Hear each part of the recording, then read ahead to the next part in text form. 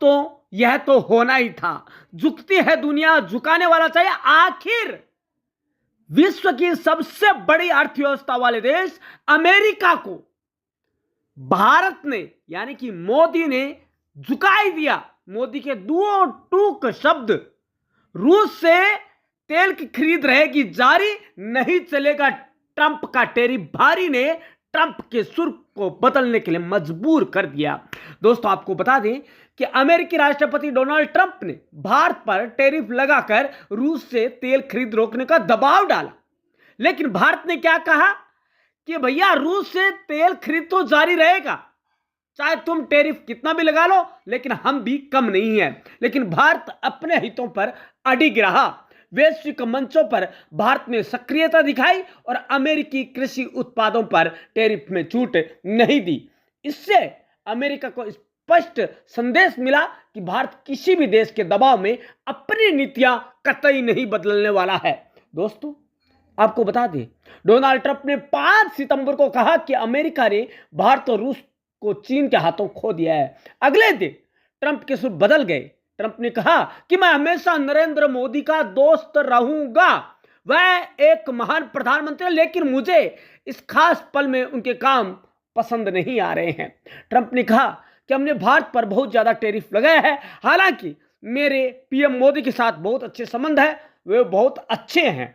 दोस्तों अब हम जानेंगे ट्रंप के सुर बदलने की वजह क्या रही। दोस्तों आपको बता दें, पहला, भारत का रूस से तेल खरीद ना रोकना।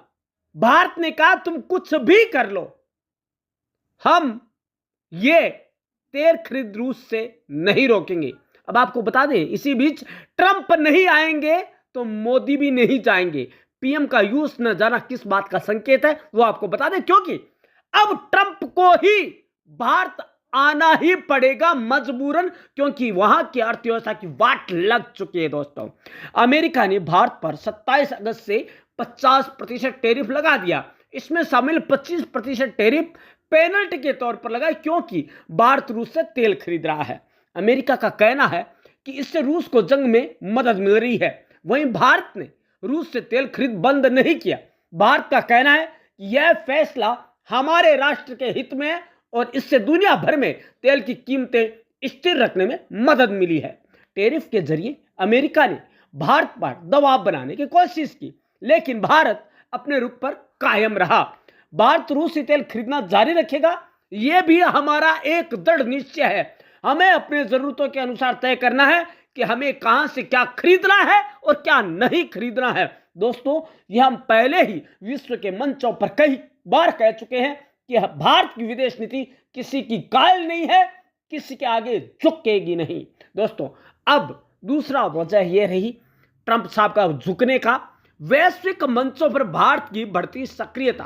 प्रधानमंत्री नरेंद्र मोदी ने 31 अगस्त को तियानजिन शहर में शंघाई सहयोग संगठन SCO समिट में शामिल हुए थे, जहां चीनी राष्ट्रपति शी जिनपिंग और रूसी राष्ट्रपति व्लादिमीर पुतिन से द्विपक्षीय वार्ता हुई। पीएम मोदी ने SCO समिट में जाकर यह साबित कर दिया कि भारत बहुपक्षीय मंचों पर भी सक्रिय है और हर मोर्चे पर अपनी मौजूदगी दर्ज करा रहा है। इससे भी अमेरिका को संदेश गया कि भारत का रुख स्पष्ट और मजबूत है। अब तीसरी रीजन, भारत ने अमेरिकी फार्मिंग प्रोडक्ट्स पर टैरिफ नहीं घटाया। दोस्तों भारत और अमेरिका के बीच द्विपक्षीय वार्ता समझौते BTA को लेकर सहमति नहीं बन पाई। अमेरिका लंबे समय से भारत पर अपने फार्मिंग और डेयरी प्रोडक्ट्स के लिए मार्केट ओपन करने का दबाव बना रहा है। भारत ने अमेरिकी कृषि उत्पादों पर कम टैरिफ की अमेरिकी मांग को खारिज कर दिया है। भारत ने ज्यादा कीमतों के बावजूद घरेलू किसानों के हितों को ही प्राथमिकता दी है। ब्रिक्स समिट में भारत का शामिल होना। दोस्तों 8 सितंबर को ब्रिक्स की वर्चुअल समिट में भारत का प्रतिनिधित्व विदेश मंत्री एस जयशंकर करने वाले हैं। ब्राजील के राष्ट्रपति लूला दा सिल्वा ने यह समिट बुलाई है, जिसमें अमेरिकी टैरिफ से निपटने के तरीकों पर चर्चा होने वाली है। अमेरिका ने भारत की तरह ब्राजील पर भी 50% टैरिफ लगाया है। ब्राजील फिलहाल ब्रिक्स का अध्यक्ष है। 10 देशों के समूह में भारत, चीन, रूस, दक्षिण अफ्रीका, इंडोनेशिया, ईरान और संयुक्त अरब अमीरात भी शामिल है। ट्रंप के खिलाफ अमेरिका में भी नाराजगी हो रही है। ट्रंप के ट्रेड एडवाइजर पीटर नवारो की बात माने तो 28 अगस्त को रूस यूक्रेन संघर्ष को मोदी का युद्ध कहा। नवारो ने आरोप लगाया था कि रूस से तेल खरीदकर भारत इस जंग को हवा दे रहा है। 31 अगस्त को भारत क्रेमलिन के लिए मनी लॉन्ड्रिंग मशीन के अलावा कुछ नहीं है। आपने देखा कि ब्राह्मण भारतीय लोगों के खर्च पर मुनाफा कमा रहे हैं, हमें इसे रोकना होगा। नवारो के इस बयान पर अमेरिका में रह रहे हिंदुओं ने नाराजगी जताई। अमेरिका के पूर्व NSA जैक सुलिवान ने भी ट्रंप के टैरिफ को अमेरिका के हितों के लिए बहुत बड़ा रणनीतिक नुकसान बताया। सुलिवान ने कहा कि भारत के साथ अभी जो हो रहा है उसका दुनिया भर में हमारे सभी रिश्तों और साझेदारियों पर भी गहरा असर पड़ रहा है। मजबूत अमेरिका भारत संबंध भी हमारे हितों की पूर्ति करता है।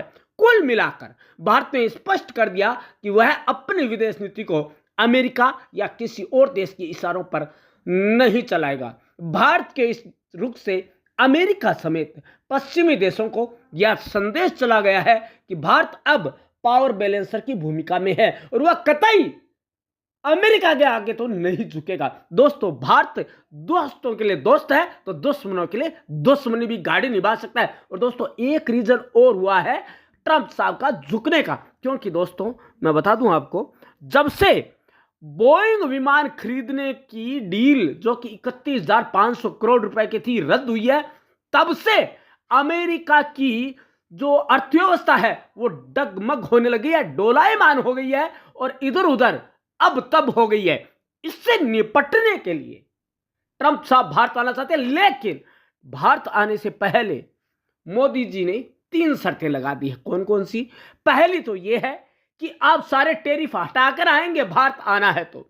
दूसरा, भारत के लिए आप अपना बाजार रोकेंगे नहीं। तीसरा, हम रूस से तेल का आयात करते रहेंगे, उससे आपको कोई गुरेज नहीं होना चाहिए। दोस्तों, इन तीनों बातों पर ही अब वार्ता टिकी हुई है।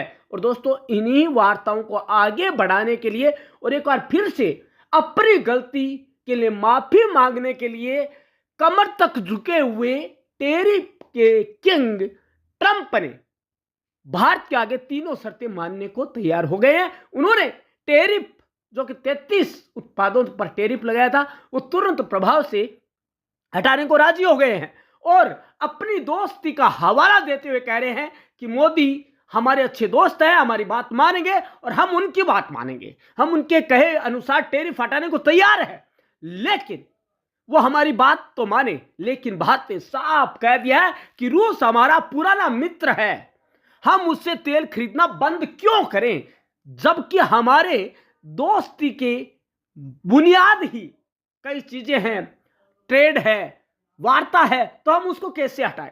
और हमें ऐसे समय रूस ने सहयोग किया है जब सभी देश पीछे हट गए थे, लेकिन रूस एक अकेला आगे खड़ा था।